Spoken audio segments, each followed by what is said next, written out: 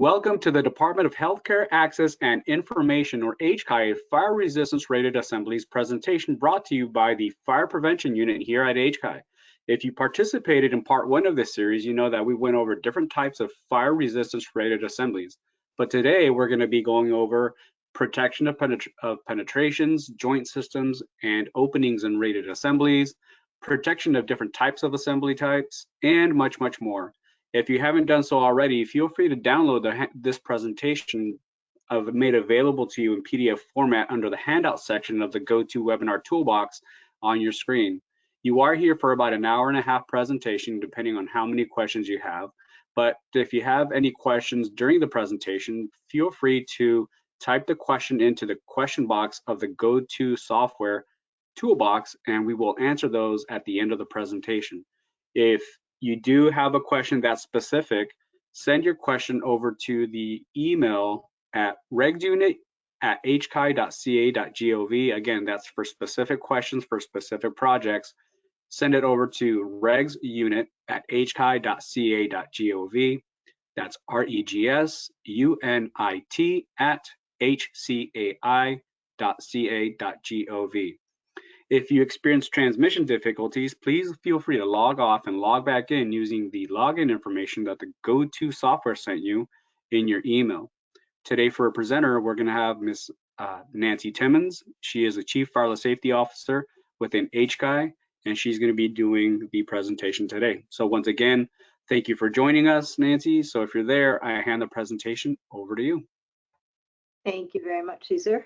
And hello again, everybody. Thanks for joining again today, and welcome to this second portion. If you, either way, if you joined last time or not, so we're going to build upon, no pun intended, where we left off. So as Cesar mentioned, we talked about the fire resistant rated assemblies, what to name the walls, what are they. If you recall, Chapter 7 indicates how to build them, but other sections of the code will tell you where. And then also in 7, as Cesar mentioned, are the how to protect the joints, so penetrations, joints, assemblies, the opening protectives, how all this needs to take place so that that fire resistive rated assembly is continuous with all parts needed. So we have a lot of information today. Again, just like the first time, we had a lot of information, a lot of slides to go through. So we will hold questions till the end, and there will be another presentation because we will get into, or we should, timing wise, get into the opening protectives, but we will not get through all of it. If you've taken a look at that section, it's pretty lengthy, so we won't get through all of it, but we will hopefully get to a portion of it, and then we'll pick up again on the third presentation. So again, thank you very much for joining, and I'll apologize beforehand. There's a lot of code in this one, so I will be reading a lot of code. I know that's not an exciting way to present, but when teaching the code, that kind of just comes with that. So it's good information, but there's a lot of code in there. But different from the version that you have for your handout, there are also a lot of pictures to make it better. So hopefully you're able to view the presentation as well, in addition to having the handout in front of you. All right, so we're still in Chapter 7, and the first that we'll start talking about are the penetrations, which those are in Section 714. And as always, you start with the whole scope for that specific chapter and then each specific section. So 714.1 indicates that the provisions of this section shall govern the materials and methods of construction used to protect through penetrations and membrane penetrations of horizontal assemblies and fire resistance rated wall assemblies. So the scope, of course, is talking about through and membrane penetrations. And then, so when you're reading through the code, make sure that you're looking at the right one. Are you looking at through? Are you looking at membrane? Or do you have to look at a combination because of your type of penetration? And then also, where is it? Is it in the horizontal assembly, the floor ceiling, roof ceiling assembly, or the rated walls. For ducts and air transfer openings, that indicates that the penetrations of the rated walls by the ducts that are not protected with dampers have to comply with section 714.3 through 14.4.3. And then penetrations of horizontal assemblies not protected with a shaft as permitted by section 717.6. We'll get to that next time. But there are some, and you're not generally going to see that in I2, but if they don't need a shaft for some reason, then there's other ways that have to be protected. And they don't need dampers. If they don't need the shaft or the dampers, then they have to comply with 714.5 through 14.6.2. Again, you don't see that too much from the I2. Ducts and air transfer openings that are protected with dampers shall comply with 717. So this section just basically leads you to the other sections that are applicable for when you're talking about ducts. So for where you're more often going to go is to 717 because they're going to be protected with dampers and then shafts. So the note here that duct penetrations must be protected when dampers are not provided, and that can occur when ducts are part of a smoke control system, for example, right? You wouldn't want to put a damper inside a smoke control system, a duct, the mechanical smoke control system like your atrium, your stair pressurization. It doesn't really help with the smoke there. So installation, a listed penetration fire stop system shall be installed in accordance with the manufacturer's installation instructions and the listing criteria. So we always wonder, where does it talk about manufacturer installation requirements? Right here, 714.2. So not only does the listing for the penetration, the installation for the penetration have to comply with how it's been listed and tested, but also in accordance with the manufacturer's installation and instructions. So always remember to look at both the listing and the instructions.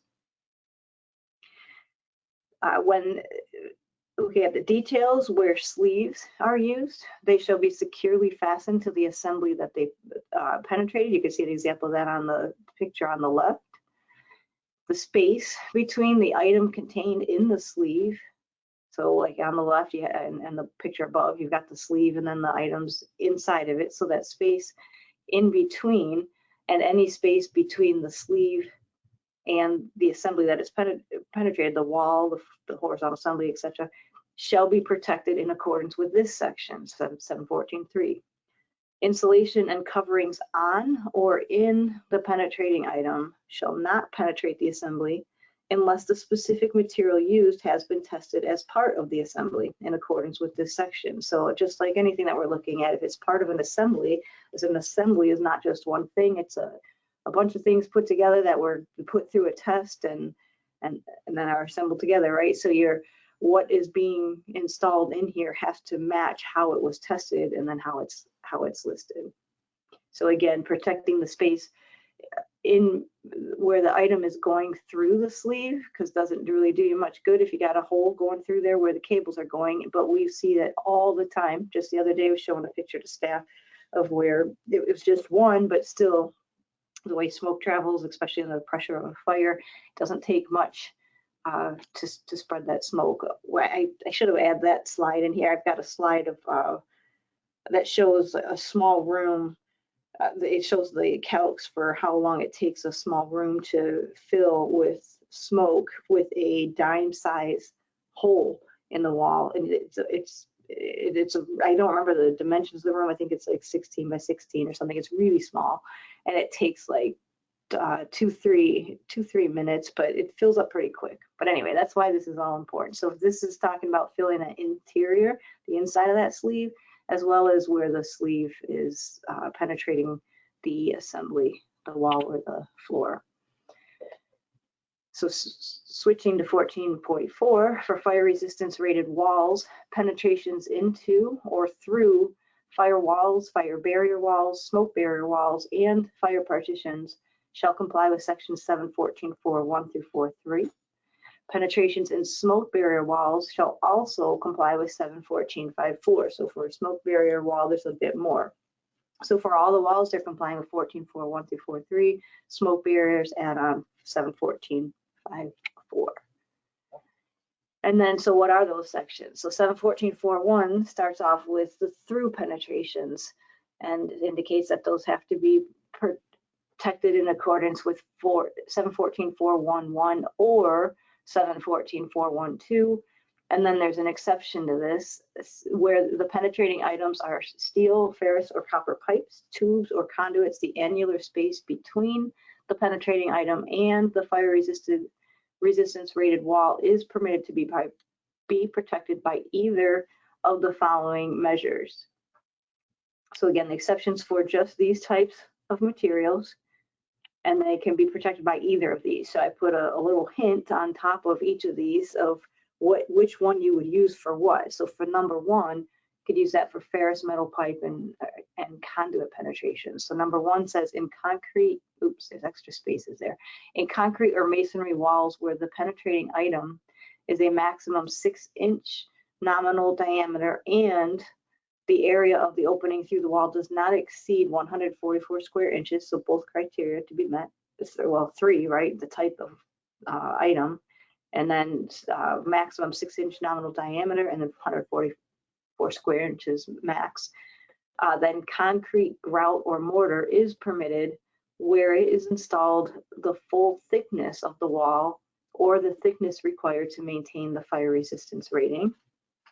Or number 2, which you would use for metallic pipe and conduit penetrations, the material used to fill the annular space shall prevent the passage of flame and hot gases sufficient to ignite cotton waste when subjected to ASTME 119 or UL 263 time temperature fire conditions under a minimum positive pressure differential of 0.01 inch of water at the location of the penetration for the time period equivalent to the fire resistance rating of the construction penetrated. So the temperature needed to ignite the cotton waste is 410 degrees, but that's not the point. If you don't want to use a fire stop system tested in accordance with ASTME 814 or UL 1479, it's going to take a lot of time, work, and money to test it for ASTME 119 or UL 263. You might remember from the previous presentation, these ASTME 119 or UL 263, that's the testing standard that your assemblies have to be tested to. So the section is saying, okay, well, if you don't test it with the fire stopping type, the standards, the ASTME 814 or UL 1479, then it's going to have to be tested as part of the test that the assembly went through with those same materials in ASTME 119 or UL 263. There are enough listed systems out there where you should be able to just find the one that's tested for the fire stop. So just some examples that match those exception number 1 and number 2 to help you visualize that a little bit more, what they're talking about. And then moving on to 714.4.1, for fire rated assemblies, through penetration shall be protected using systems installed and tested in the approved fire resistance rated assembly. So the section requires that as an option, the tested assembly in accordance with ASTME 119 UL 263, again, the testing standards that's for your fire resistant rated assembly, that these include the penetrations, kind of what we just talked about, include the penetrations along with the proposed type of protection. So the whole thing is tested together. And as an option, the section is not used frequently due to the limitations placed on the tested assembly relative to its application, because you got to test it exactly as is being installed. So imagine the number of tests that would be that would include. So again, there are so many tested systems out there that you're not going to see this one too much. That would take a lot to go through this one, but find the listed approved assembly. The sites like UL and Intertech are really, really, really improved in the past year or two, where you can go look on there, and there are a bunch of search criteria that help you. I mentioned this last time, but I'll keep on mentioning it because it's the design professional's responsibility to find if a listed system exists, and if it does, it's required to be used. So how do you find those? You don't have to go through the volumes of hard copy UL anymore. You can go to the UL site and look at, plug in what you have. Are you looking at a horizontal floor ceiling assembly? Is it 1-hour fire barrier? Is, what are you looking at? It lets you put in all that criteria, and what are you using? It's what type of construction are you looking at? Even that you can put that in there, and it'll generate a list of a bunch of the listed systems that are similar to what you're saying you're looking for, and then you go through that list and find the one that matches your condition. Makes it, their sites make it a lot easier. The change was made probably, they always had search criteria, but they've really improved on that with probably in the last, I keep saying year, it's probably been like 2 years now. So again, still with the through penetrations shall be protected by an approved penetration fire stop system installed as tested in accordance with ASTM E814 or UL 1479 with a minimum positive pressure differential of 0.01 inch of water, and shall have a F rating of not less than the required fire resistance rating of the wall penetrated. So yes, of course, we expect this. The T rating isn't required for through penetrations in walls. For membrane penetrations, so remember it said, you're complying with this or this. So now we're at the 714.4.2, and this is talking about membrane penetrations. You're only going through one side of your fire resistive rated assembly as opposed to going through the whole thing. So membrane penetration shall comply with 714.4.1. So you do have to go back and follow those. And then where walls or partitions are required to have a fire resistance rating, recessed fixtures shall be installed such that the required fire resistance rating will not be reduced. I don't know why I said that. Will not be reduced. So that, of course, there are exceptions, but again, putting some visuals with it to kind of make it a little bit better. The exception to that charging section is membrane penetrations of maximum 2-hour fire resistance rated walls and partitions by steel electrical boxes that do not exceed 16 square inches in area, provided the aggregate area of the openings through the membrane does not exceed 100 square inches in any 100 square feet of wall area. The annular space between the wall membranes and the box shall not exceed 1/8 of an inch. Such boxes on opposite sides of the wall or partitions shall be separated by one of the following. So again, your charging section indicates that the recessed fixtures have to be installed, obviously, so that the fire resistance rating is not reduced. And then, how, this is more of a how than an exception, but how would you do it if you had a steel electrical box? This gives you the parameters for steel electrical boxes. And they're not, anyway, it's easier just to read this. So steel boxes, and then it says by one of these. So sorry to go back and forth like that. If they're on the opposite side of the wall, then you have to separate them by one of these, either by a horizontal distance of not less than 24 inches, where the wall or partition is constructed with individual non-communicating stud cavities, like no punch studs or ladder studs, or 1.2 by a horizontal distance of not less than the depth of the wall cavity, where the wall cavity is filled with cellulose loose fill rock wool or slang with mineral wool insulation, or 3 by solid fire blocking in accordance with 718.2.1, 4 by protecting both outlet boxes with listed putty pads, or by other listed materials and methods. So different options of what to do when there are the boxes on the opposite side of the wall, which of course is very common. So limitations and allowances in this section. And yeah, another piece is where you talk about the annular space between the firewall membrane and the box that shall not exceed 1/8 of an inch. That sometimes is forgotten. It's right there in 714.4.2, exception 1 and 2. You get that one. Where does it say 1/8 of an inch? It's in that section. Continuing on with the exceptions, the membrane penetration by listed electrical boxes of any material, provided such boxes have been tested for use in fire-resisted rated assemblies and are installed in accordance with the instructions included in the listing. The annular space between the wall membrane and the box shall not exceed 1/8 of an inch unless listed otherwise.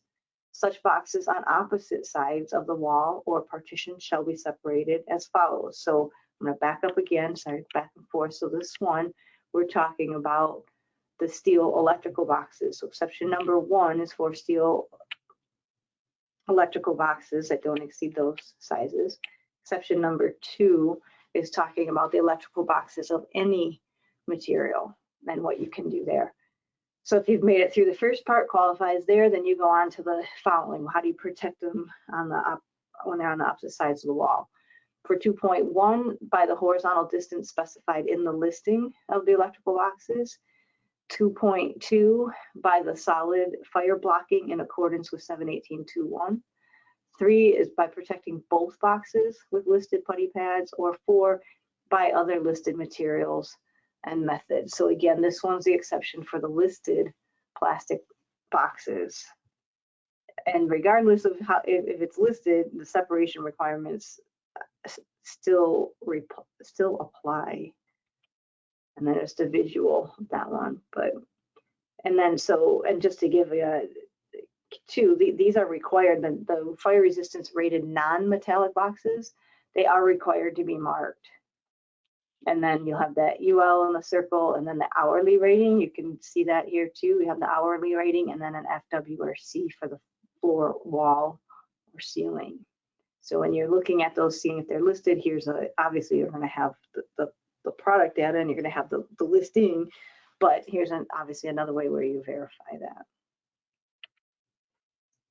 Again, then exception number 3, membrane penetrations by electrical boxes of any size or any type, which have been listed as part of a wall opening protective material system for use in fire resistant rated assemblies, and are installed in accordance with the instructions, including the listing.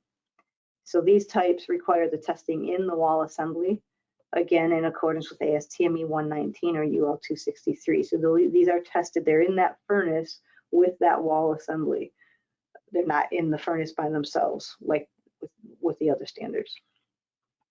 And then exception 4, the membrane penetrations by boxes other than electrical boxes, provided such penetrating items and the annular space between the wall membrane and the box are protected by an approved membrane penetration fire stop system installed as tested in accordance with ASTME 814 or UL 1479, with a minimum positive pressure differential of 0.01 inch of water, and shall have an F&T rating of not less than the required fire resistance rating of the wall penetrated, and be installed in accordance with this listing, of course. In these cases, the T rating is required because these penetrations may be greater than 16 square inches. It doesn't have the limitations like the exception 1 did. Where would you see, like, what's an example of number 4? Like a med gas panel is one example, not the only example, but that would fit, a med gas panel would fit here with this exception.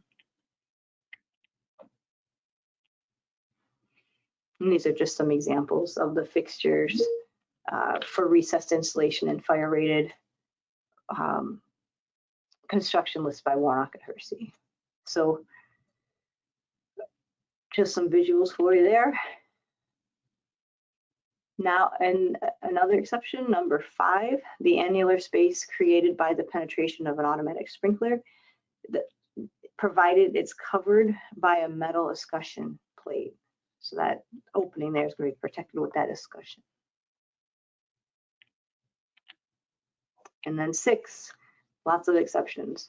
So number 6 is for membrane penetrations of maximum 2-hour fire resistance rated walls and partitions by steel electrical boxes that exceed the 16 square inches in area, or steel electrical boxes of any size having an aggregate area through the membrane exceeding 100 square inches in any 100 square feet of wall area, provided such penetrating items are protected by listed putty pads or other listed materials and methods, and installed in accordance with the listing. So it must be listed, and this exception is only for the electrical boxes.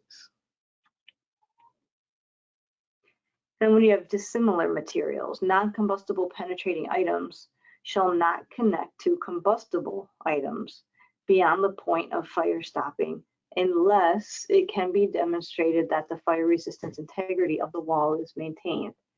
So you can see an example here on the picture above. You've got the transition from combustible to non-combustible, and that's not permitted unless it's confirmed via the testing that it can be there, like beyond that fire stopping.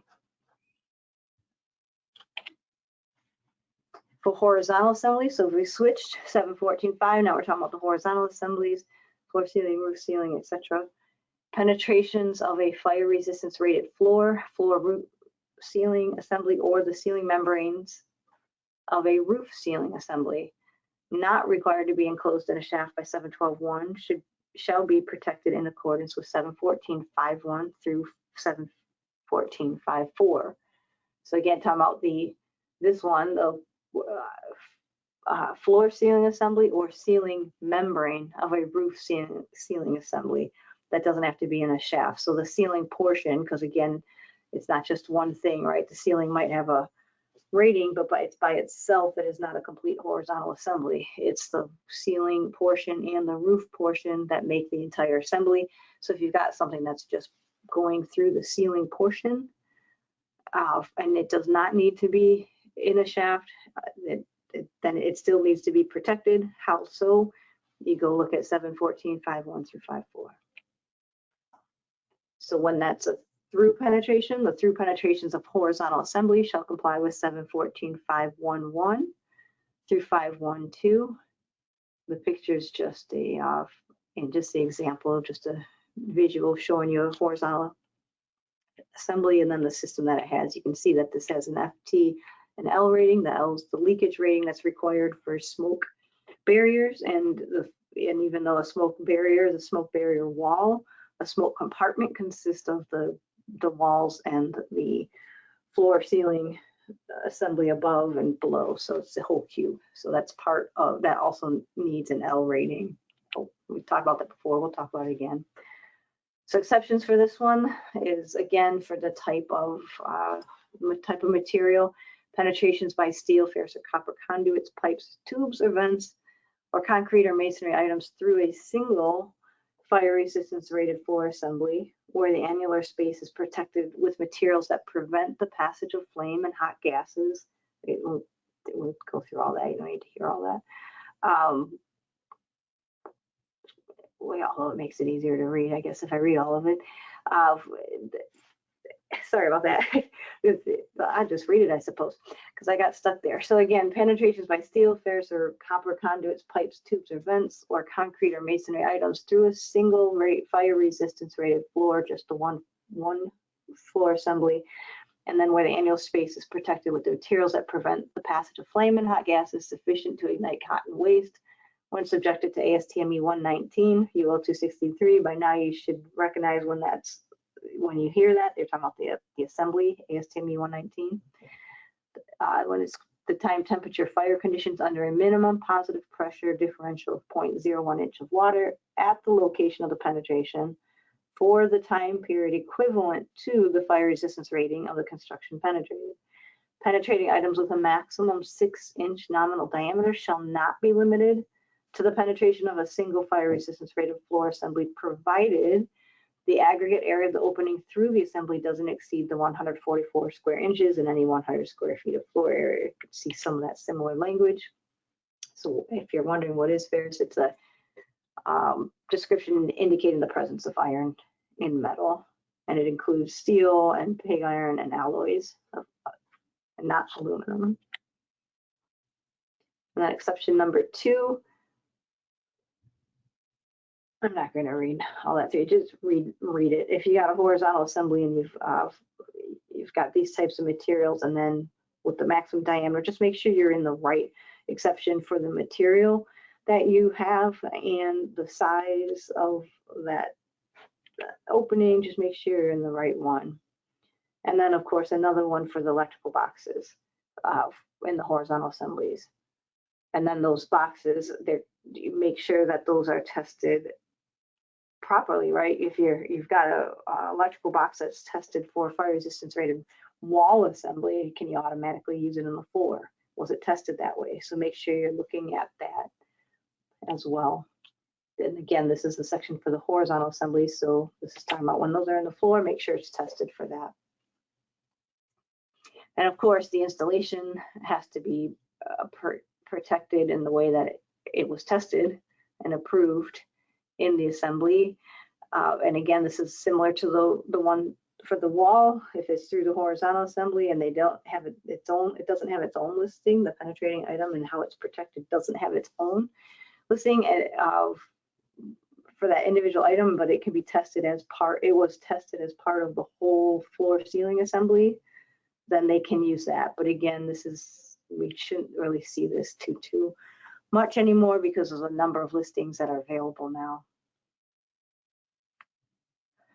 And then similarly, the through penetration shall be protected by an approved through penetration fire stop system installed and tested in accordance with ASTM E814 or UL 1479 with the minimum positive pressure differential of 0.01 inch water. And then the system shall have an FT and T rating of not less than 1 hour, but not less than the required rating of the floor penetrated. And again, remember that it's in the hospitals, the floors are also the part of the smoke compartment, so an L rating as well.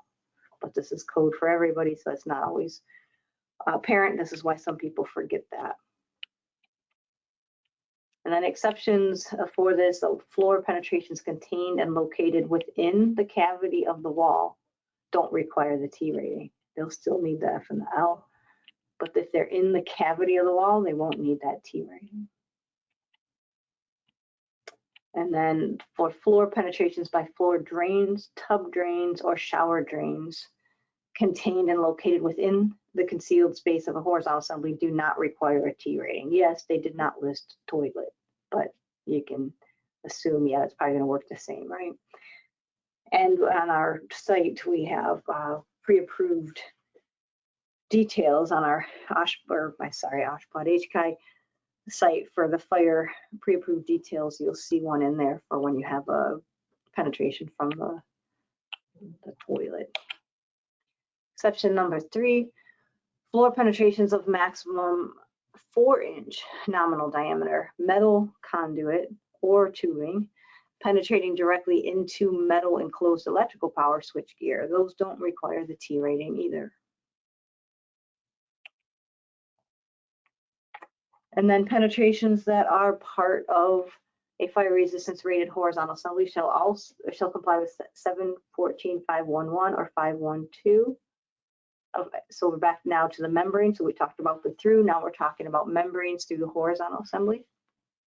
Where floor ceiling assemblies are required to have a minimum 1 hour fire resistance rating, recessed fixtures shall be installed such that the required fire resistance will not be reduced. So we see that a lot in your, well, you see it a lot of places, but you know, example, if you're 5As and you've got a ceiling roof assembly and that ceiling portion is rated, but again, like I mentioned earlier, it's not the whole assembly, right? That's just one portion of the assembly. The rest of it includes the roof portion, but you've got light fixtures popping up in between, you know, up in that ceiling assembly. Those have to be protected. Yes, you got to maintain that rating, so they're protected or they're listed and tested as part of this assembly. So exceptions to this membrane, again, I don't read all those to you. It's very similar language. So what's the type of material that's going through that membrane? What is the type of it? What's the size? And how does that have to be protected?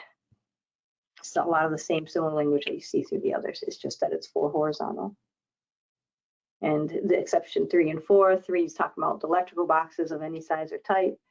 And then the number 4 is about the listed electrical boxes as well. So just make sure you're reading the right exception for the material that you have. And then the exceptions again for the sprinkler and the annular space created by that penetration of the sprinkler is going to be covered by a discussion.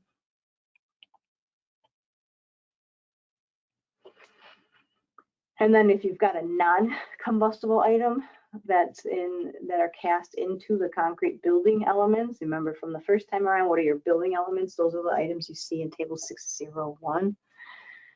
So if that's in a non-combustible item, that's a huge, make sure it's non-combustible. And if it's cast into concrete building elements and don't penetrate both top and bottom surfaces of the element, it's saying that doesn't have to be protected that way. And then exception 7, the sealing membrane of 1 and 2 hour fire resistance rated horizontal assemblies is permitted to be interrupted with the double wood top plate of a fire resistance rated wall assembly that is sheathed with type X chip, provided, so you can do that only if, right? So provided, always big in the code, provided that all penetrating items through the double top plates are protected in accordance with 715.511 or 512, and the sealing membrane is tight to the top plates. You got at least 3 criteria in there to pay attention to. If you're going to use this exception, you got to meet all those. So again, you see it a lot, of course, in the 5A. So it can go through there, but there are some limitations and to that. And then 8, sealing membrane penetrations by listed luminaires, so light fixtures, or by luminaires protected with listed materials. So either, like I mentioned earlier, either that fixture's listed and tested, or how it's the penetration around it is listed and protected. It's giving you the 2 choices here, which have been tested for use in fire resistance rated assemblies and are installed in accordance with the instructions included in the listing. And again, for dissimilar, if you've got non-combustible connecting to a combustible, that can't happen beyond the point of the fire stopping, unless it can be demonstrated that the fire resistance integrity of the horizontal assembly is maintained. And then for the smoke barriers, this is the section that says when you have a penetration through the smoke barrier, you need an L rating, and what the test shall not exceed. So you're going to show the listing that includes the L rating in addition to the F and T if T is needed. And the which one does it meet? It's going to either meet the 5.0 CFM per square foot of penetration opening for each through penetration fire stop system, or a total cumulative leakage of 50 CFM for any 100 square feet of wall area or floor area. Generally, we're looking at, I mean, we could see both, of course, but we typically see the one that complies with number 1. Just please don't forget that it's not, I 3 times, right? I think they say you have to say it 7 times. Don't forget that this includes the floor sealing assembly, roof sealing assembly when it's part of the smoke compartment, not just the wall. When you have non-fire resistance rated assemblies, I'm going to spend a lot of time here because most of the time we are going to have those. So, but there are some, what has to happen if you do have a situation like that. You can read through that if you ever do, but for the most part with the I2s, they're going to be listed as, rated assemblies. So I'll move on to joint systems. So that was the section for the penetrations. And now moving on to joints, and what are they? So there's a visual here on the right, the different kinds of joints that you have. So what are we talking about? First of all, you got the joint at the top of the wall. You can have seismic or expansion joints. The the fire resistance rated wall assembly at the side or your exterior wall, for example, you're going to have the joint there at your exterior wall, or rated wall to rated floor, wind joints. So you got all these different joints. So this section is all right. If these joints are at rated assemblies, how do you continue that protection so you don't have little chimneys throughout your building? So the general section for this, joints installed in or between fire resistance rated walls, floor or floor ceiling assemblies, and roof or roof ceiling assemblies shall be protected by an approved fire resistant joint system designed to resist the passage of fire for a time period not less than the required fire resistance rating of the wall, floor, or roof in or between which it is installed. And then fire resistant joint systems shall be tested in accordance with 715.3. Again, remember that these also are, when they're at the horizontal portion, they're still part of that smoke compartment, and you still are looking at an L rating. So a lot of times you will need an engineering judgment to get that L rating in some of these. Some of them, some actually exist. So exceptions to this: fire-resistant joint systems shall not be required for joints in all of the following locations: floors within a single dwelling unit, floors where the joint is protected by a shaft enclosure in accordance with 713, and then floors within atriums where the space adjacent to the atrium is included in the volume of the atrium for the smoke control purposes. So if you don't protect it, the joints in between the atrium and the adjacent spaces, those adjacent spaces have to be a part of the smoke control calcs and analysis and all of that. And then floors within malls, and floors and ramps within parking garages or structures constructed in accordance with 4065 and 66. Those are the sections that are specific for parking structures and will have specific requirements for how those are to be constructed and protected. And then of course mezzanine floors, and then walls that are permitted to have unprotected openings. That makes sense, right? Roofs where openings are permitted, and then control joints not exceeding a maximum width of 0.625 inch and tested in accordance with ASTM E119 or UL 263. So again, those you'll see the control joints is, so those won't have to be protected as long as the maximum width is shown, the 0.65, and it was tested as part of that assembly that it's in. So both criteria have to be there, not just the size. And then the intersection of exterior curtain wall assemblies and the roof slab or roof deck, which would be able to qualify there unless the roof had to be rated for another reason.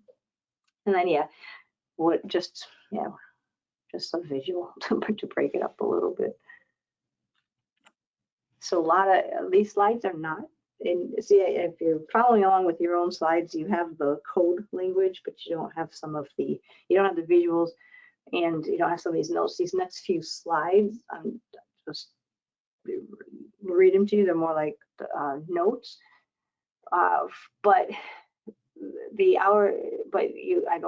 anyways, this is just UL information about joints and their testing if you're interested. So the hourly fire resistance ratings of the floor and wall assemblies in which or between which the joint system is intended to be installed are covered under the UL fire resistance rating and BXUV, where the individual joint system references back to the fire resistance designs. All construction details of the individual design are intended to be followed. In addition, all details relative to the construction of the wall or floor assembly contained in the individual joint system are intended to be followed. Where the construction details shown in the fire resistance design and the joint system differ, such as in a stud size and spacing, fastener spacing, etc., then the most restrictive construction details prevail, of course. And then for floor to floor and floor to wall joint systems that specify installation in concrete floors, they may include installation of floors consisting of fluted or corrugated steel deck topped with structural concrete, provided that number one, the concrete topping thickness measured above the top plane of the steel deck is equal to or greater than the minimum concrete thickness specified in the joint system. And then two, the joint system does not require any portion of the forming material or fill material to extend below the bottom plane of the floor.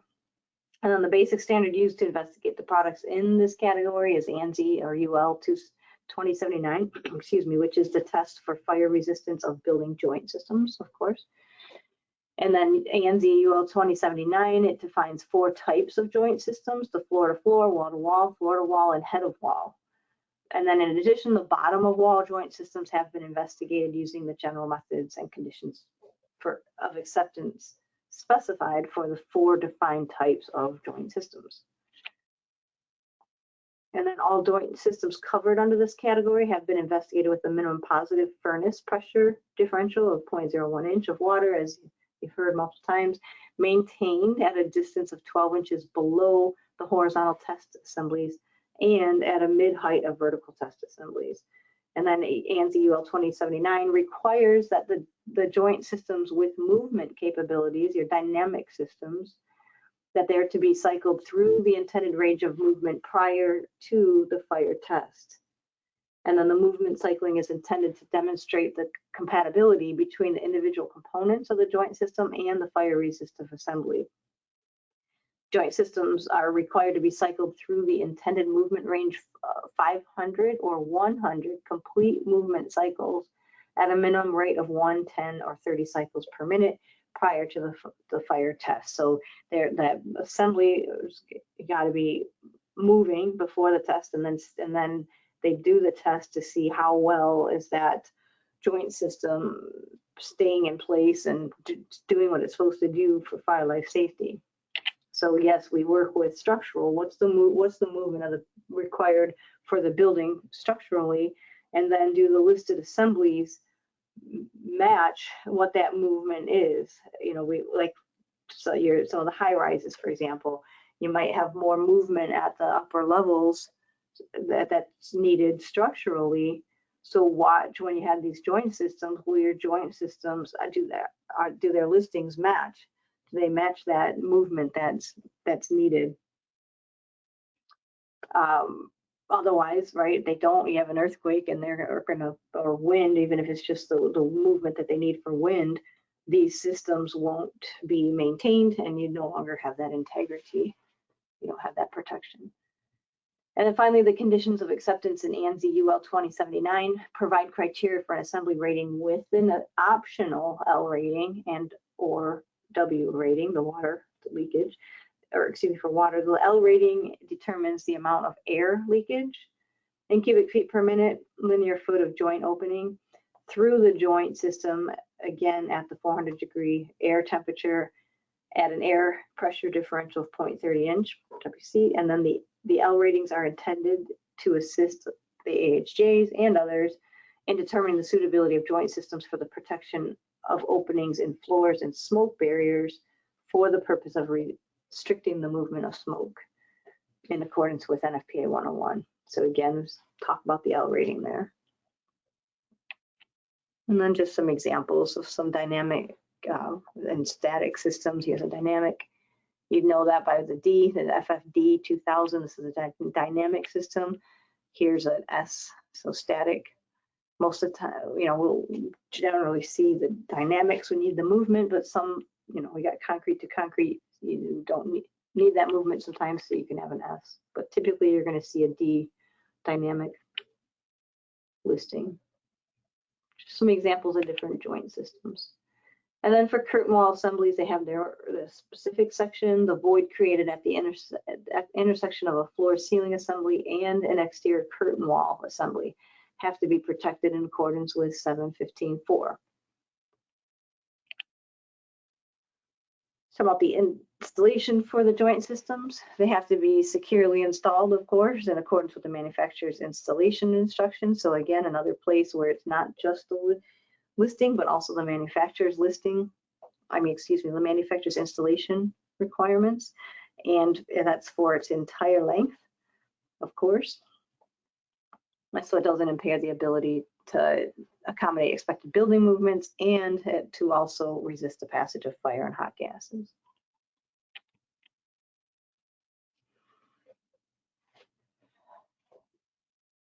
This exception does not apply to this charging section for SFM regulated occupancies, but this is talking, so the charging section is saying that the fire resistant joint system shall be tested in accordance with the requirements of either ASTME 1966 or UL 2079, and that the non-symmetrical wall joint system shall be tested with both faces exposed to the furnace, and the assigned fire resistance rating shall be the shortest duration obtained from the two tests.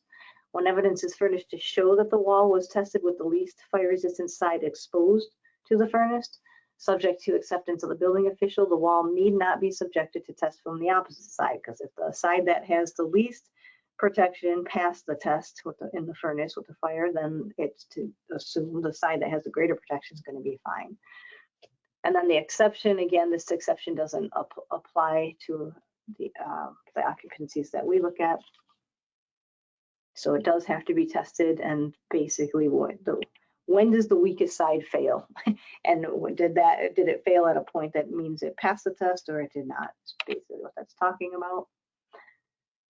And then the exterior curtain wall floor intersection, the 715.4 that we just mentioned earlier, where the fire resistance rated floor or floor ceiling assemblies are required, voids created at the intersection of the exterior curtain wall assemblies and such floor assemblies shall be sealed with an approved material or system to prevent the interior spread of fire.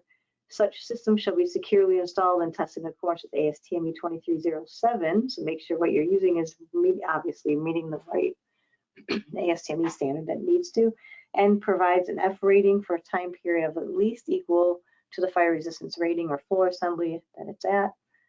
And then height and fire resistance requirements for curtain wall spandrels have to comply with 70585.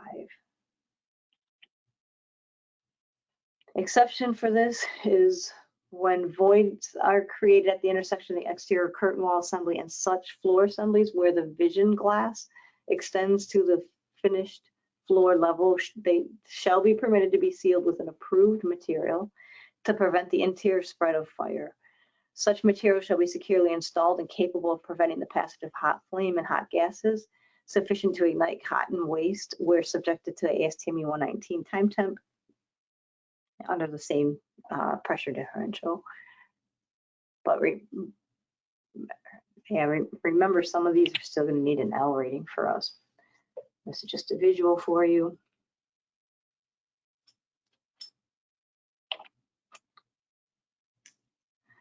And then for the exterior, so the voids created at the exterior curtain wall assemblies and non-fire resistance rated floor or floor ceiling assemblies shall be sealed with an approved material or system to retard the interior spread of fire and hot gases between stories. So that's when you don't have rated assembly. So again, something you're not going to see too much with what we look at. Sorry about that. And then voids created at the intersection of non-fire resistance rated exterior curtain wall assemblies and fire barriers shall be filled. So again, if you got something that's rated, you ought to have that continuity there, whether it's a joint, a penetration, another assembly, whatever it is, you got to have that continuity, or you're going to have a space for smoke or flame to heat to go through. And then of course the approved material system shall be used for the whole length, and it can't dislodge, loosen, or otherwise impair its ability to accommodate the fire and hot gases. And then a spandrel wall, which is like an opaque glass wall, for height and fire resistance requirements for curtain wall spandrels that shall comply with 70585. And 70585 doesn't require fire resistance rated spandrel, where 70585 does not require a fire resistance rated spandrel wall. The requirements of 715.4 shall apply to the intersection between the spandrel wall and the floor. So, example for you, this one does actually have an L rating too, so it's good. It's got the F, the T, and the L.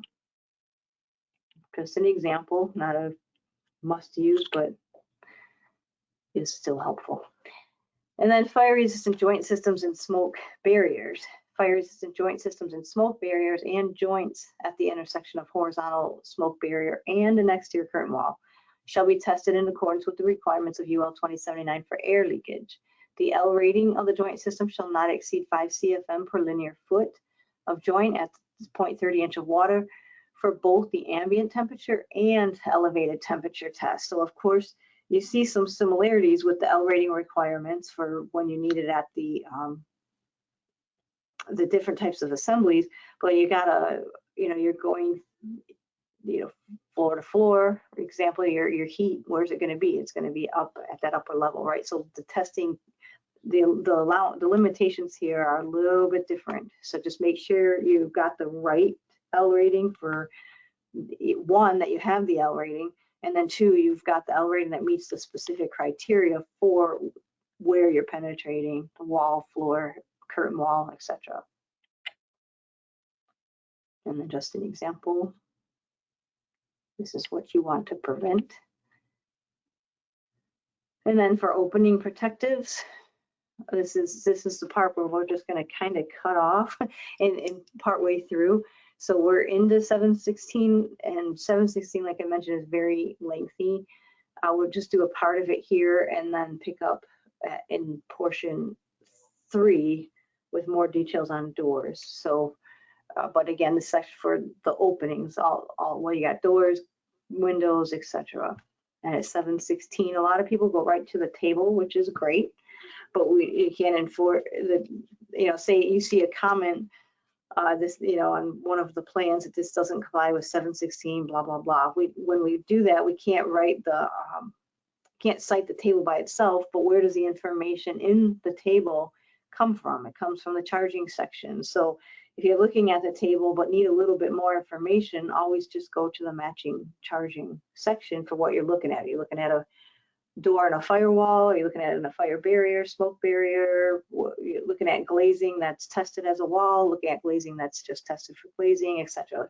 Go look at some of the language there. So starting off with the general, of course, is opening protectives required by other sections of this code shall comply with the provisions of this section and shall be installed in accordance with NFPA 80. So again, just like with the assemblies, the other portions of the code will tell you when you need them, and then 7 tells you the how do you do this. And then NFPA 80, for those who aren't familiar, that's the standard for fire doors and other opening protectives. So if the code requires these openings, and these openings have to be protected, they have to comply with this section. And they have to be installed in accordance with NFPA 80. So always make sure to look at both.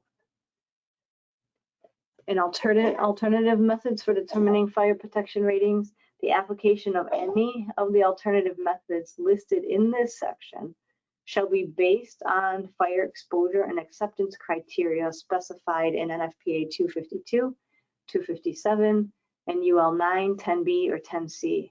The required fire resistance of an opening protective shall be permitted to be established by any of the following methods or procedures. So you've got a material that doesn't,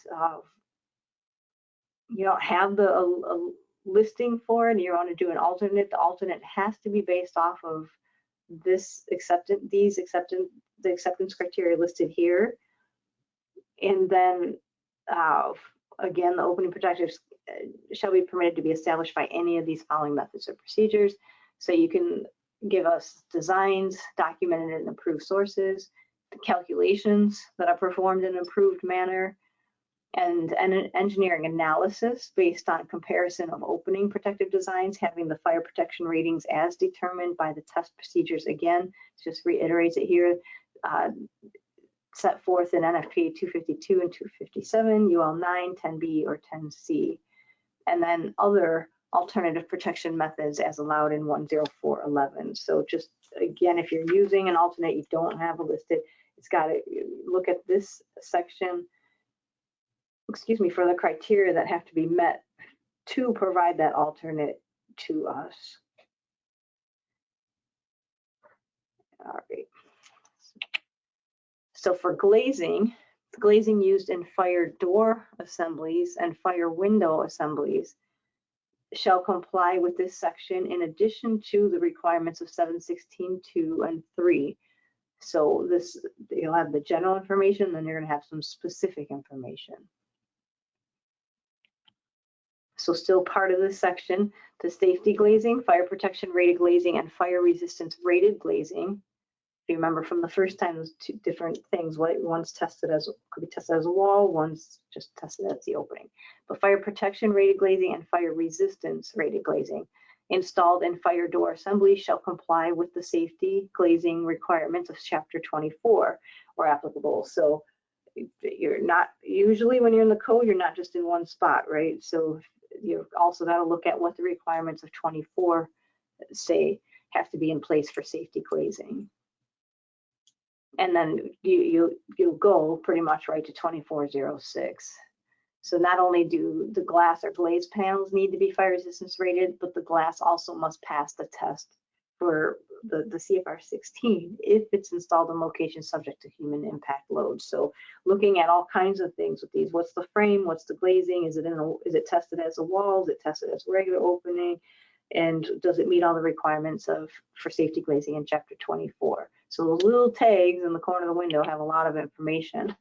And just to refresh your memory, or if you weren't there for the first one, you heard me a little bit of change with how I was saying fire protection rating and fire resistance rating. It's because they're two different things. And these are the definitions are in chapter 2. So fire rated glazing, what we're talking about as a whole, that's defined as glazing with either a fire protection rating or a fire resistance rating.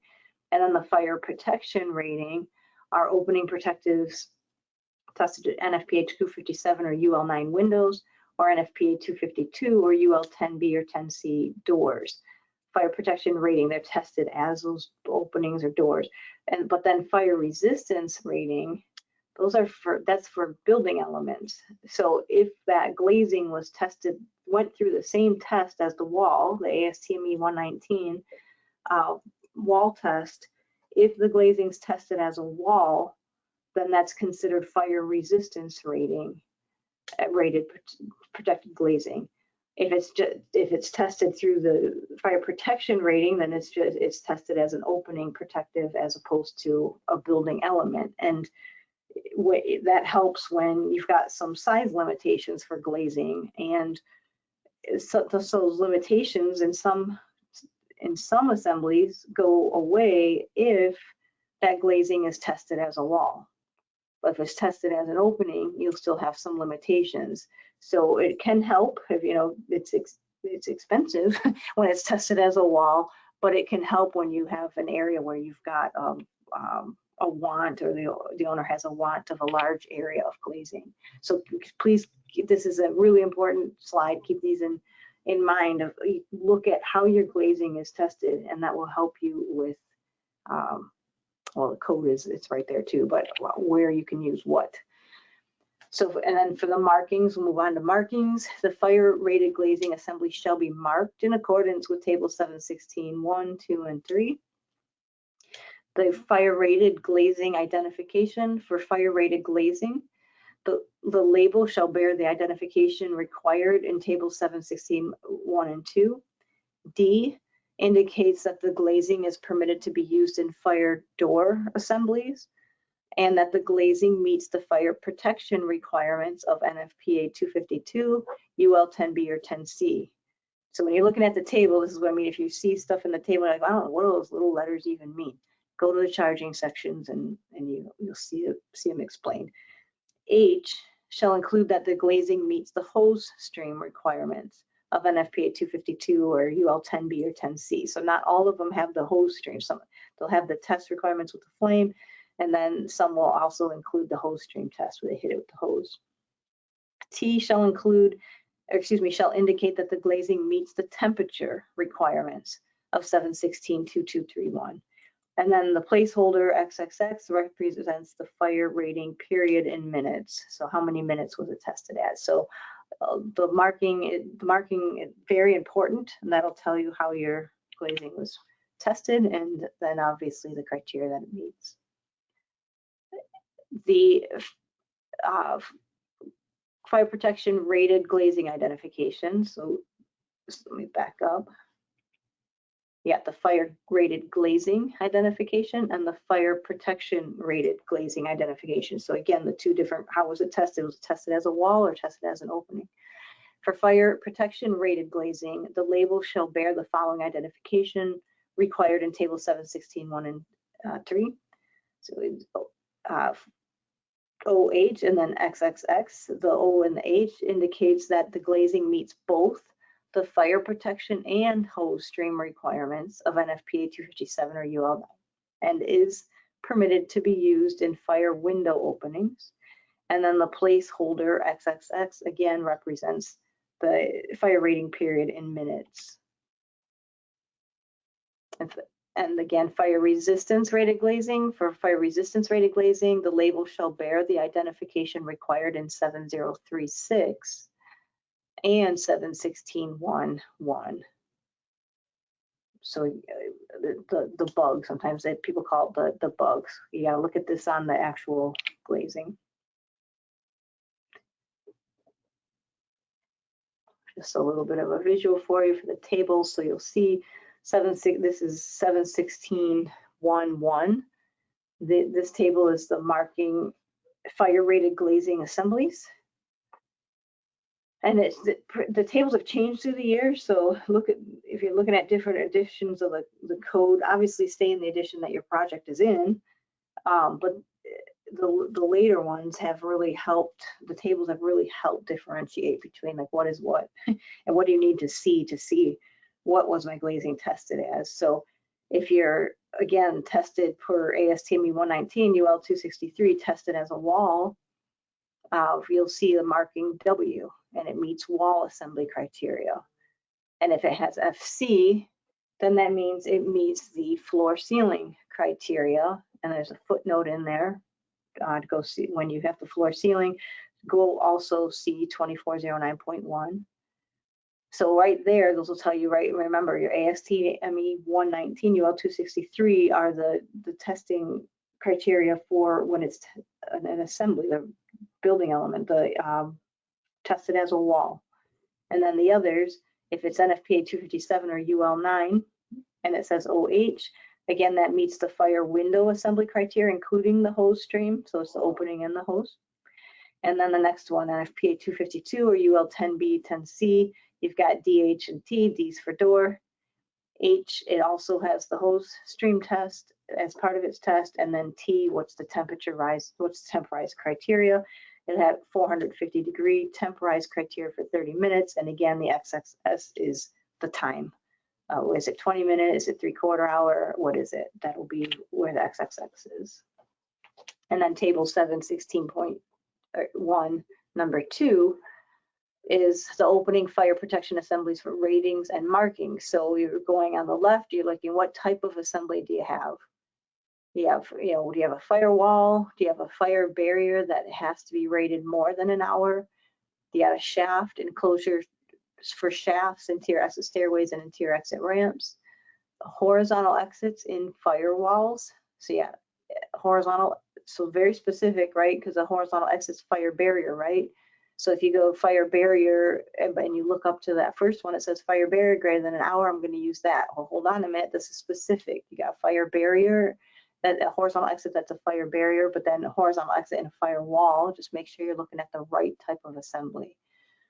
And then you got other fire barriers having a required fire resistance rating of 1 hour, and enclosures for shafts, exit access stairways, exit access ramps, interior exit stairways, and interior exit ramps, and exit passageway walls. So all those types follow this one. And then other fire barriers, if you got a fire barrier that's not one of those listed above, follow this one. And then it goes to fire partitions and corridor walls, and then other types of fire partitions. So these tables are hugely helpful. And then of course it goes through what's the rating that's required for so figure out what type of assembly you have, and then what rating is required for that. And then what do you need for the minimum fire door and fire shutter assembly rating? What's the door vision panel size? What are the limitations for that panel size based on the type of assembly that door is in? And then what markings do you need to see? The D, the H, W, what's the time? What do you need to see on there? And then there for the side light and transoms, and then the fire rated glazing markings with the side light and transom. And then the rest of the table. And then a bunch of visuals to help you. So there's one that shows with the side light and what it looks like after you follow through the table, just some visuals to help out. Then you got table 716.13, and that's for fire window assemblies fire window assembly fire protection rating. So go through the same thing. What type of wall assembly do you have? Is it interior? Is it exterior? What's the rating that is required? And then what's the minimum fire window assembly? And then what's the fire rated glazing marking that you need? Again, how is it tested per wall, as a wall or as opening? Don't forget your footnotes. And all right, glazing. Fire rated glazing that exceeds code requirements. This is telling you if it exceeds the code, it can be used. Why that had to be put in there, I don't know. But if it exceeds code, fine, use it. Fire resistance rated glazing tested as part of a fire resistance rated wall or floor ceiling assembly in accordance with ASTME 119 or UL 263 and labeled, tested and labeled in accordance with 7036 shall not otherwise be required to comply with this section where used as part of the wall or floor ceiling assembly. So again, when you have it that's the glazing that's tested as a wall, it really opens up a lot of doors for you, no pun intended there. Glazing in fire door and window assemblies.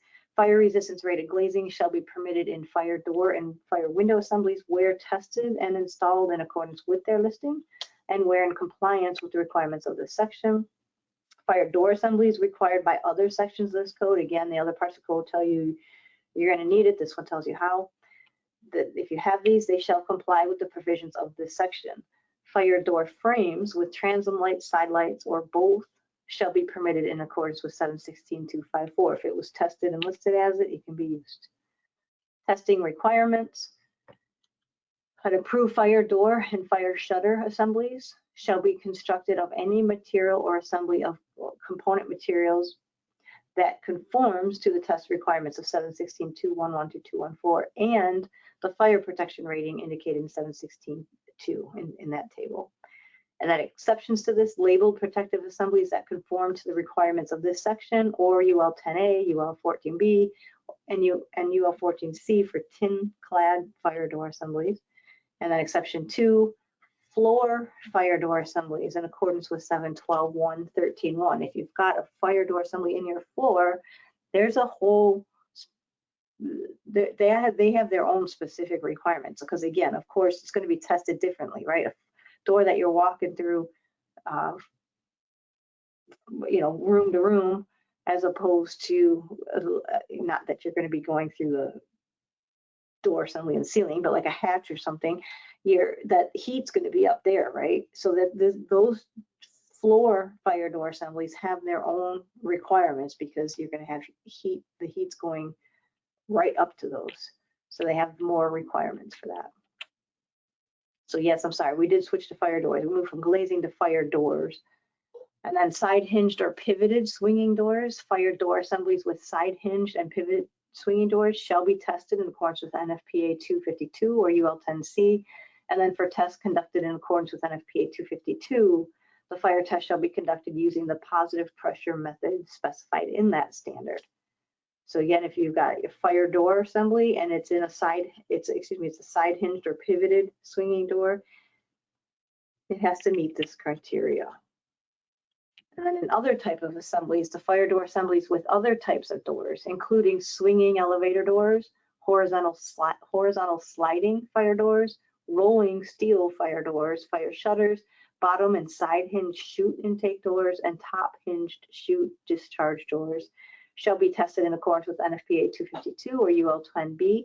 And then for tests conducted in accordance with 252, the neutral pressure plane in the furnace shall be maintained as nearly equal to the atmospheric pressure as possible at the top of the door as specified in the standard. You'll see this in your testing criteria that comes with your product. Just make sure it's there properly for where you are using it. And then when you have glazing in your fire door assemblies and glazing in the transom lights and side lights in the corridors and smoke barriers. So again, with this section, it lines up with the tables, but you want more information, look at these sections. What type of door do you have? Does it have transom and side light? Where is the door? In this section, we're talking about the doors, this type of door that has transom and side lights or side lights that are in corridors and smoke barriers. Then the glazing material in any other part of the door assembly, including transom lights and side lights, shall be tested in accordance with NFPA 257 or UL 9, including the hose stream test in accordance with 716.311. So when you have these types of doors in your corridors or smoke barriers, they have to also have the hose stream test included with their tests.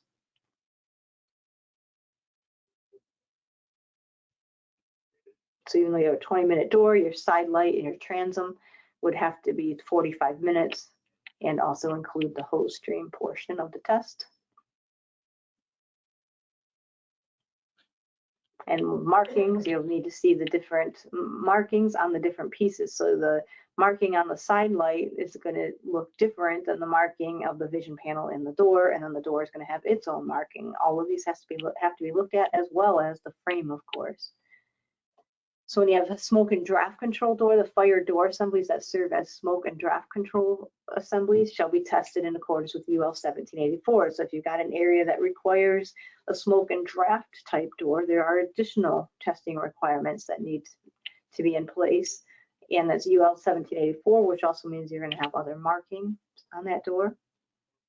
And then the performance requirements, fire door assembly shall be installed in the assembly specified in 716.1.2 and shall comply with the fire protection rating specified, of course.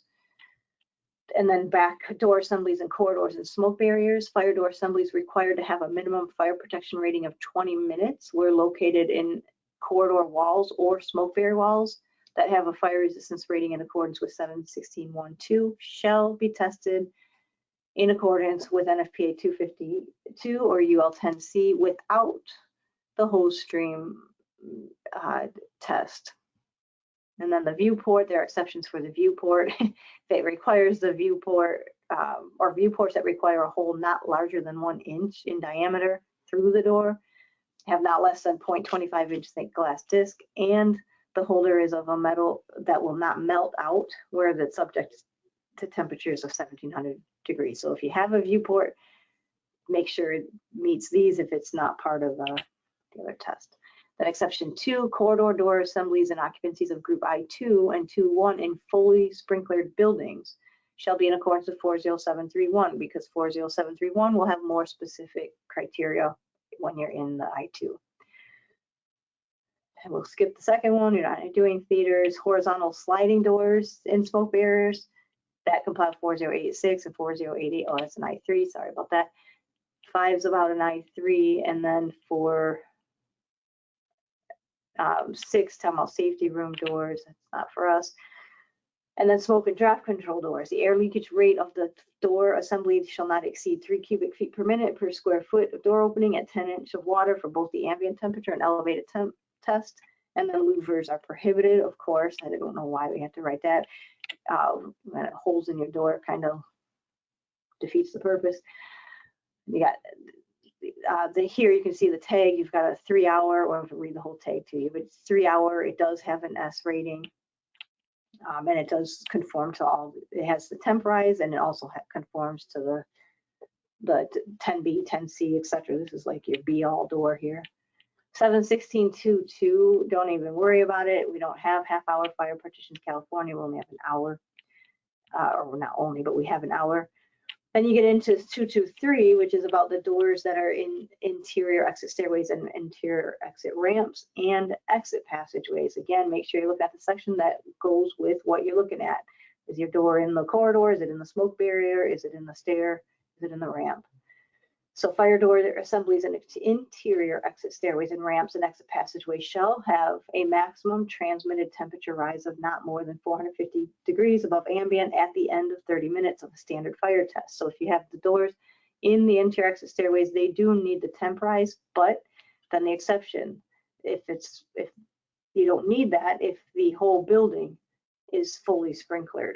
So that's why you don't see that too much anymore. We still do have some of our old buildings, the pre-March 472 1As that may not be fully sprinklered, so they'll still need these doors, but the others should be fully sprinklered and you shouldn't need the temporize in those doors. And then the glazing in the doors, again, you're still in the interior exit stairway doors and the exit passageway doors. The glazing in those doors that exceed 100 square inches is not permitted. Fire resistance rated glazing in excess of 100 square inches shall be permitted in fire doors. Listed fire resistance rated glazing in a fire door shall have a max transmitted temperature rise in accordance with 716.223, where the doors tested in accordance with 252, 10B, or 10C. So the your glazing in an exit enclosure door has to be tested in accordance with the temporized requirements when that glazing is greater than 100 square inches. So again, watch that, because we just said you don't need that temporized, right? But if you've got glazing that exceeds the 100 square inches, you will need this test. But those are pretty big windows. We typically don't see those, but if you have them, now you are back to needing the temporized. Just a visual for you. So it limits the glazing to 100 square inches in the exit enclosure doors. If it exceeds that, you've got additional testing that has to occur. And then fire doors installed within a fire door assembly shall meet the fire rating indicated in 716.1.2. What does it need to be rated as? And the frames have to meet the same requirements, rating requirements. Fire rated glazing conforming to the opening protection requirements in 716.2.1 shall be permitted, of course, in the doors. And then there are size limitations. Make sure you're looking at again, where the door is, what kind of assembly it's in, and can glazing even be in that door? And if it can, what are the size limitations? And what does NFPA 80 say about those size limitations? Here's what it says, in case you were wondering. So the 80 permits the fire protection rated glazing and fire doors with a fire protection rating of up to 3 hours. So up to the hour and a half doors, the allowable area is a function of the glazed area tested. And then 1 hour and an hour and a half doors that require temporized ratings are limited to 100 square inches or less. And then while 80 allows a view panel of 100 square inches or less in the 3-hour door, table 716 doesn't. So remember, code trumps that then. We're more stringent. So if you've got that exceeds the 100, you have to have that additional test, even though NFPA 80 allows it, because we're more stringent. But for the other doors, it pretty much matches, the criteria matches. Fire resistance rated glazing in door assemblies and fire walls and fire barriers. Now you're looking at fire walls and fire barriers greater than 1 hour. Those, when it's tested per the wall, the STMA 119, and then 250, NFPA 252, UL 10B and C shall be permitted in fire door assemblies located in the fire walls and in the fire barriers in accordance with 716.5 to the maximum size that it was tested. What size was it tested at? It can be in there to that maximum size tested, and of course installed in accordance with their listing. So fire, again, I have these underlines, fire resistance rated glazing, not fire protection rated, or excuse me, fire protection glazing. So fire resistance rated glazing shall be permitted in fire walls and fire barrier walls to the maximum size tested, and as allowed in 716.1.2 to 716.1.2 say you can have it, okay, you can. And then what was it tested at? That's how much you can have in it if it was tested as the wall. And the glazing, if used in a fire door view panel, must be tested to 2 standards, both ASTME 119, UL 263, and NFPA 252 or UL 10. If you're going to say this glazing is going to act like a wall, it's going to meet a lot of criteria. And then again, this is fire resistance rated, tested as the wall, fire protection rated, indoor assemblies and fire walls and fire barriers. So again, it matters how it's tested, but you're still in fire walls, fire barriers. Greater than an hour, then it meets this criteria here. And so fire protection rated glazing shall not be allowed in fire walls or fire barriers greater than 1 hour. So if you've got glazing in your fire walls or barriers, that those are required to be rated more than an hour, you can't have these except for the 100 square inch or less view panels in the fire doors or horizontal exit and fire barriers. And then that view panel is important because it allows, that allowance recognizes the benefit of visual observance in an emergency situation. Do you want to go through that door? Is there smoke on the other side? And then horizontal exits, fire protection rated glazing shall be permitted as vision panels in self-closing swinging fire door assemblies serving as horizontal exits in firewalls where limited to 100 square inches. So only self-closing swinging fire doors in firewalls that serve as a horizontal exit are allowed the limited size view panel. Only these can have that.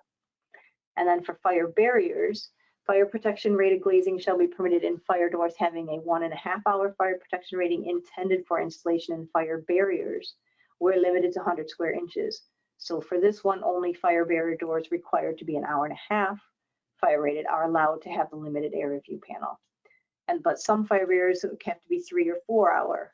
So doors with the 3 hour, again, would not be allowed to have the view panels. And then for when you got them in the elevators, the stairway or ramps, then approved fire protection rated glazing used in fire door assemblies in the elevator, stairways, and ramp enclosures shall be so located as to furnish clear vision of the passageway or approach to the elevator, stairway, or ramp. Again, the purpose of the view panel in exit doors is to permit observation by occupants who may be on the other side of the door before opening it. And then the size limitations still apply. Glazing in door assemblies and corridors and smoke barriers. So we were talking about the doors before, and we're talking about the glazing in the doors. In a 20-minute fire door assembly, and I'm sorry, back up a little bit, and doors, how are they tested? As the openings or as walls, like, the wand door, for example. But anyway, glazing in door assemblies and corridors and smoke barriers. In a 20-minute fire door assembly, the glazing material in the door itself shall have a minimum fire protection rated glazing of 20 minutes and shall be exempt from the hose stream test.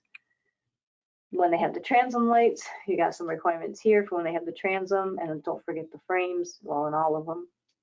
And you got the section thrown in here for energy storage system separation.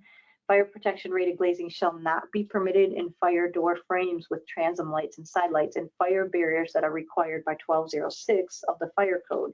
So if you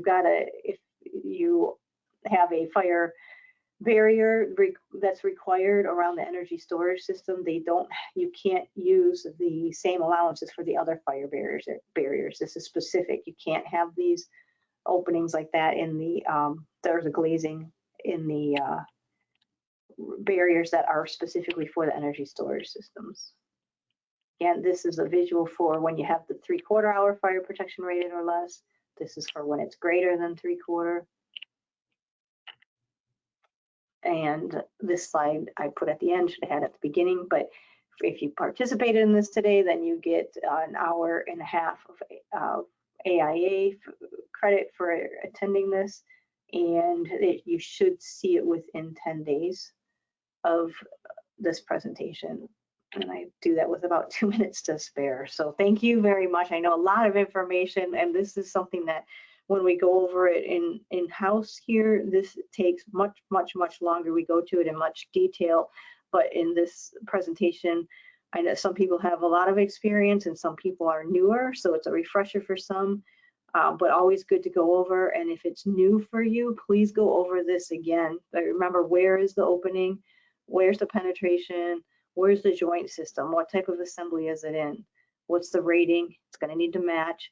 And then what are the allowances for each of those, and how, like for these openings, we kept saying multiple times, how is it tested? Are those openings, those walls, those doors, what are they tested as? Tested as a wall or an opening? And then go with the specific criteria for those. So a lot of information, short amount of time. I hope you're still awake too, but anyone have any questions at the moment? Thank you, Nancy. We do have some questions that were typed into the go-to question box, so I'll go ahead and read them off to you if you want to go ahead and maybe provide an answer. I'll go ahead and start with the first question. It reads, what exactly does a positive pressure differential mean? That's a lot to go into, but what's the pressure on one side versus the other? So there's a lot that comes into play with that. So in a fire condition, you're gonna have certain pressures built up because of the fire. And this is part of the test criteria of basically is whatever you're looking at, whether it's whatever protection you're looking at, does it withhold with the pressures that are expected during fire conditions. So there's way more. That would be way long to answer sufficiently, but it's basically, is this assembly, is this protection is it going to be maintained in a fire condition with the pressures that occur because of fire conditions? Great, thank you. Thank you for that. We have a couple more questions. If I can, I'll go ahead and read the next one. It says, if I have an electrical box installed on a concrete floor, is this exempt from the T and L rating? I have to go back to the whole, might have to go back to the section and go through all that, because those are the ones that have the exceptions. But if you have it through the floor, it's going to have a specific testing criteria for it because it's in the horizontal assembly. And then I would have to go back and read the sections that say, does it have to have it or does it not? The T, the F is it's going to need an F rating. And maybe, well, let's see with the question, you mean embedded? The part of it's embedded within the concrete, and that might be what that question means, as opposed to Yeah, and the question does read, it says, if I have an electrical floor box installed on concrete floor, is this exempt from the T and L rating? So it sounds like the electrical box is within that concrete. Okay, so let me pull. Probably better to, I always tell everyone, whenever even if you think you know it, always look it up, because it's better to, you don't think you can memorize it all. I'd feel better looking that up for the specifics.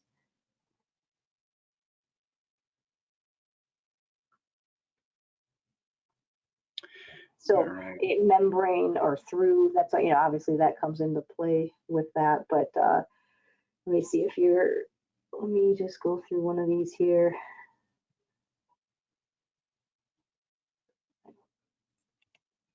I gotta look through the whole thing because I don't want to give the wrong information, but you typically are gonna need the F rating for that, which has got to be tested with it. Or I think that's part of it too, was it tested as part of the assembly, or is it tested and listed by itself? And how you look at that, but typically the F is going to be needed. Yeah, I'll take this opportunity to remind everyone that if you have a specific question, there may be that we answered the question but didn't really get to the answer you were looking for, feel free to send us an email over to regsunit@hki.ca.gov. Again, that applies for anything you have questions about, whether it's a specific issue at a specific project or anything having to do with this presentation. So Nancy, if you don't mind, I'll go ahead and go to the next question. The next question reads, when is the bottom of wall joint required to be protected? There are very limited UL assemblies for this condition. Yeah, that's something we talk about that in house a lot. Is like, yes, it is a thing, and yes, there are listings for that. But if you're in a space where, well, hopefully you're not in a space where there's fire, but and it's to the point where it's now going through the bottom of the wall, you won't be seeing it. You'll be on the floor. But anyhow, it is. I don't want to downplay it. I guess it is important, but what's the intent, right? You're preventing smoke and heat and flames and gases. You're preventing it from going from one space to another. Those are going to be higher, right? They're going to be going up towards the ceiling level, and aren't typically a concern in a fully sprinklered building at the bottom of wall assembly. But say you've got a gap that's and this is not what the code says, right? The code's going to say you need it, but it's usually pretty tight to the floor ceiling assembly below, plus putting the floor covering on top of it. If you have a big honking gap at the bottom of there, you're probably not going to, right? It's not how you do your construction, or shouldn't be. It is important. It is there. So I hate to say don't do it because it's there, but use some reasonable judgment. Again, what's the intent of it? It's to prevent the smoke and flame from going back and forth, and that's going to be traveling higher up. Heat rises, it's going to be going higher up. So if it's the point that now you've reached bank down or your room's fully involved, and yeah, now it will spread. But it shouldn't get to that point in the fully sprinkled building, and two, it shouldn't have that much of a gap at the bottom. But if there is a gap and it's not, maybe the wall was off for whatever reason where it met the floor, then you may need one there just to close that gap. But typically you're pretty tight to the floor assembly. You typically don't need it. I just use caution with that because the legalese side of it, right? code says you need it, but use some reasonable judgment with that. It's not something that is typically a problem. All right, thank you for that. We do have another question. The question reads, for code section 7.14.5.1.2, exception 2, would above a T-bar ceiling meet the quote, within a concealed space of a horizontal assembly, end quote, requirement? 7.14.5.1.2 is the through penetration fire stop systems. And number 2 for tub drains, shower drains. So can you read that again, please? Yeah, the question reads, for code section 7.14.5.1.2, exception 2, would above a T-bar ceiling meet the quote, within a concealed space of a horizontal assembly, end quote, requirement? Oh, so above the drop down ceiling is not a horizontal assembly by itself. The floor ceiling assembly above it is the assembly. And then if the ceiling's required to be rated, and that becomes a membrane penetration, and protection would be needed at the membrane penetration. But so look at what do you have. If it's a rated ceiling, floor assembly, ceiling, roof assembly, rated ceiling, floor assembly is going to be higher above the drop down ceiling. A rated ceiling, roof assembly, again, that ceiling portion is going to be part of that rated membrane, and that would have to be protected there. But if you're talking like a 1A, type 1A building, and you got a drop down ceiling tile and you got penetration going through that drop down, then you've got your void space, your concealed space, and then you have your horizontal assembly above that, which is your floor ceiling assembly to the next floor up. So there again, without having the specifics, it sounds like it's just a typical drop down. With the floors, the horizontal assembly is actually above that. But if you're like in a 5A and you're it's a ceiling roof assembly, then your ceiling portion is a membrane portion of the assembly and would have to be protected above and below that, but not through the roof. But anyhow, hopefully that helps that individual. Okay, great, thank you. Next question reads, where can you find what walls and how long they should be rated? Example, IT rooms, electrical rooms, stairwells, etc. I believe chapter 6 only talks about party walls, perimeter walls, bearing and non-load bearing walls. Yes, so all over the place. So you're going to have different sections that say, like in 407, for example, you're going to have a section that says when you have a corridor in an I2, it needs to be rated, and it's per chapter 7. And then you go in there and you look at corridor wall, it'll say that wall needs to be a 1 hour. In an IT room, you're going to have some requirements in the electrical code, and we match where we can. So IT might say, here's where you need it here. You need a rated assembly here. And then the building code will tell you how do you build it. So, and AO 1206, CFC 1206, like we mentioned with the energy storage systems, 12 is going to have some requirements where you have, if you have those rooms with energy storage systems in it, then those will be required to be rated. So you're going to have, that's going to tell you it needs to be rated and at what, in combination with 509 and 5.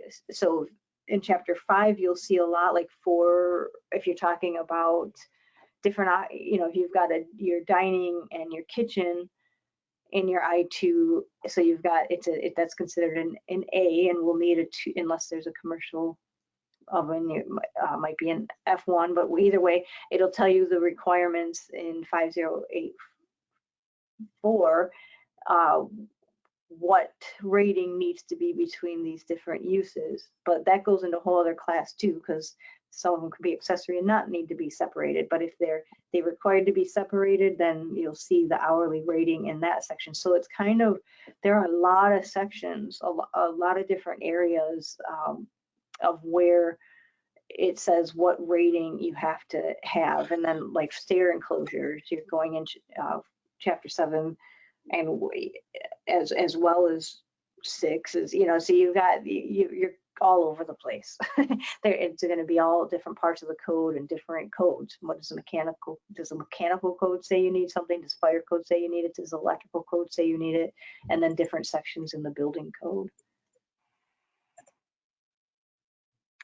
Okay, that's a lot of information. We hope that that answer helps. If not, send us an email. We have a couple of more questions, and then we'll call it a day. We are 10 minutes past our designated time, so we're going over the Q&A portion of it now. So if you'd like to, you're more than welcome to stick around for these questions, and we hope that it's helping you out. The next question, Nancy, reads, is there any assemblies for existing fire-rated systems versus new construction systems, especially if there is no record of what type of assembly was originally applied? Yeah, that's always fun, right?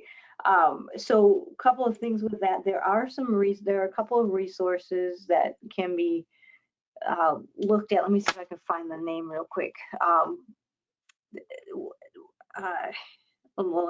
talk a little bit first, and then let me see if I can find it. But there's Harmathy's law or Harmathy's rule, I think it is. That's something that can be used where it's what do you have? You got this thickness of plaster, lath plaster. It's this thickness, and what should that be equivalent to? It should be 1 hour, whatever. It'll give you like resources to kind of measure that.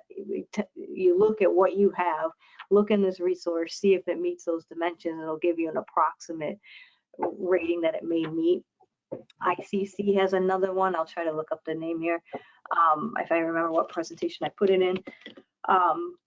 That they have a resource where you can look at what they call archaic construction, which is kind of funny because what they consider archaic is pre-1950. I'm like, that's not nice.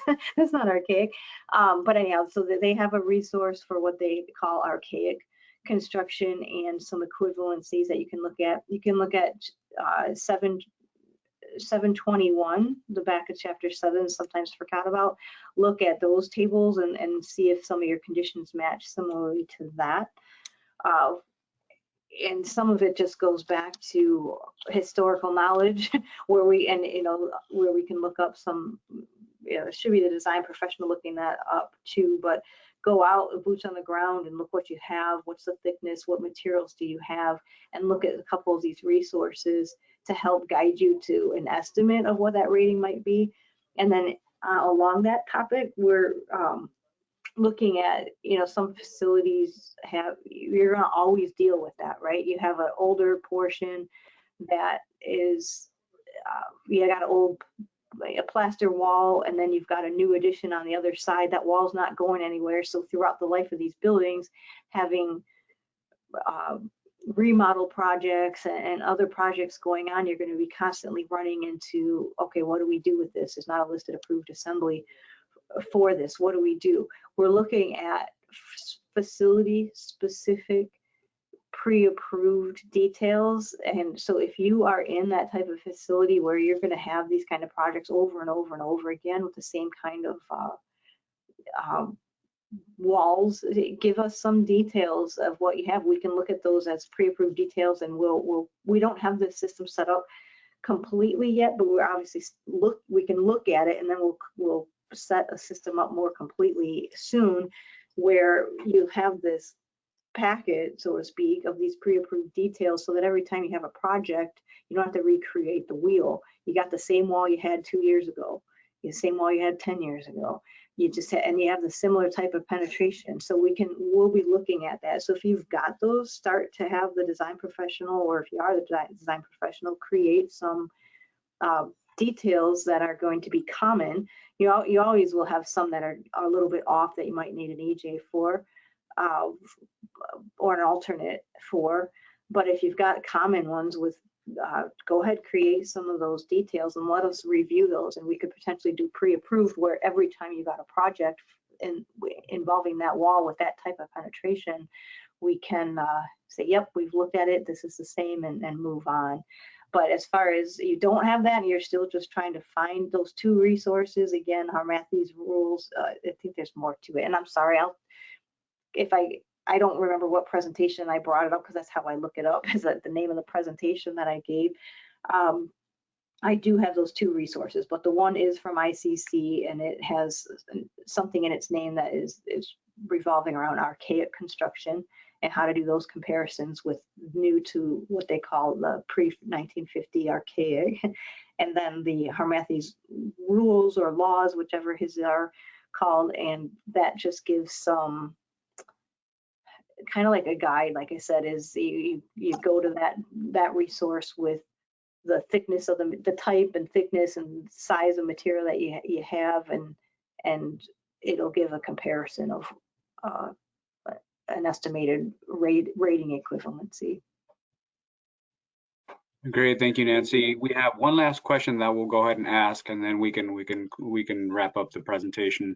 The question reads: if the exhaust duct 6-inch diameter penetrates through a 2-hour fire-rated assembly shaft and straight out to the exterior wall, does it need a damper installed? Is having a smaller area 6-inch diameter matter?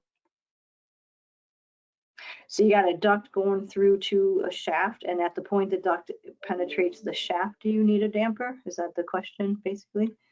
Yeah, so the question is, the 6-inch diameter penetrates through a 2-hour fire-rated assembly shaft and straight out the exterior wall. Does it need a damper? The point the duct goes to the shaft would need a damper unless it's otherwise prohibited, like if it's part of a smoke control system or it's exhausting hazardous materials or whatever, and there's an allowance to take that damper away, then yes, it would need a damper at the point it penetrates the shaft. But again, that's that's kind of, I don't like to do that without seeing plans, because sometimes there are some specifics that might change that, but in general, yes, it would need the damper at the point it penetrates the shaft. If it's if it's a, you've got something that's in a room and goes straight up and out and doesn't go through any other floor levels, any other stories, that's going to depend on the type of construction there as well. So I go with, it depends, right? It depends on the specifics, but generally speaking, yes, you've got a duct that's going through to a shaft. That point that duct penetrates the shaft would need a damper, but what's some other criteria? Is it going through other floors? Is it in a 5A where it's just going through? It's in one room going through the ceiling portion and then directly outside without traversing any other spaces. So there would be more that to give a more thorough answer, I would need just a little bit more, but that's the general answer. Yeah, no, thank you for that. And that kind of brings me to the what we had mentioned earlier, is if you have a specific question for a specific project, send it over to the regs unit at hchi.ca.gov email, where we will be able to provide an answer for you, or maybe even have a phone conversation to help you out with what you're dealing with.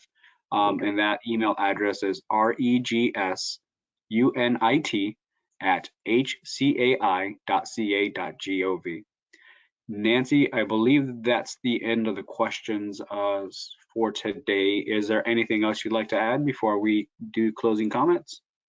I just want to thank everyone for attending, and I know it's really hard to sit through just code, and it can be kind of dry, but it's also really important. So I really appreciate you attending, and we will continue on with openings in a third presentation. Right, and that brings me to my closing comments. If you're interested in participating in a third presentation at a later date, where we will continue to discuss the opening protectives portion, and we'll include information on duct and air transfer openings, feel free to pay attention and keep an eye out for that presentation that's going to be presented at a later date. And if you don't know, you're able to download past presentations, past webinars, such as CAN 2-11B, accessibility in healthcare facilities, OSHPAW 3 clinics, engineering judgments, and much, much more by going to our website, www.hci.ca.gov. And feel free to sign yourself up for future presentation notifications by clicking onto and subscribing to our listserv function there on our website as well. So it's been a pleasure being with all of you today. Thank you for what you do and doing your part in providing access to safe, quality healthcare environments throughout the state of California. Thank you and have a good day. Thanks, Cesar. Thank you for your help, everybody.